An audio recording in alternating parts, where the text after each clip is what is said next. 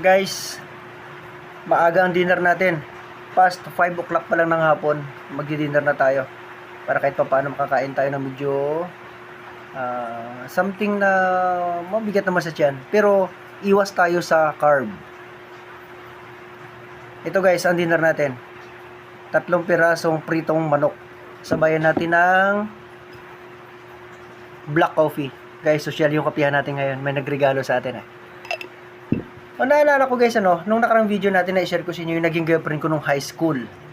Actually guys, ang nakalungkot lang doon, maliban sa hindi rin kami nagkatuluyan, hindi siya nakapagtapos. Kasi nabalitaan ko guys na nabuntis siya ng ibang lalaki.